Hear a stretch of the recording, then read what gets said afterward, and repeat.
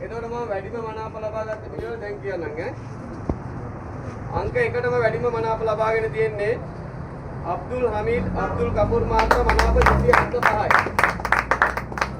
දෙවනියට වැඩිම දෙන්නෙක් ඉන්නවා කලන් සූර්ය ආරච්චිගේ ප්‍රදීප් ප්‍රසන්න මහත්මයා 272යි.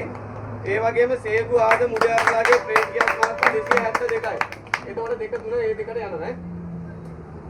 හතර වෙනියට වැඩිම ලබාගෙන තියෙන්නේ සම්සුදීන්ගේ මුහම්මද් ආසිම් මහත්මයා 266යි.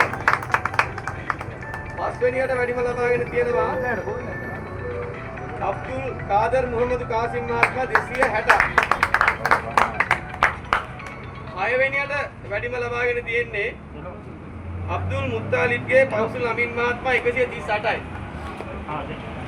එතකොට හත් වෙනියට වැඩිම ලබාගෙන තියෙන්නේ බදුර්දීන් මොහමඩ් බිස්කමින් මහත්මයා 137යි. අට වෙනියට වැඩිම ලබාගෙන තියෙන්නේ තාහිර් මොහමඩ් සෆ්ටාන් මහත්මයා 136යි. විශේෂ අවස්ථාවක් ඇවිල්ලා තියෙනවා 9යි 10යි ඉන්නවා අපේ මහතුරු දෙන්නෙක් අතුගල් පේජ්ජලාගේ ධර්මරත්න මහත්මයා 128යි. ගැට්ටුවාන දුරේලාගේ සෝමපාල අබේරත්න මහත්මයා 128යි. එතකොට නවීනිය කවුද කියන්නේ කුසපත් ඇදීමක් සිද්ධ කරන්න මේ අවස්ථාවේ. මේ මහතුරු දෙන්න ඉන්නවද? අපේ මාමාව නේ. ඉන්නවනේ.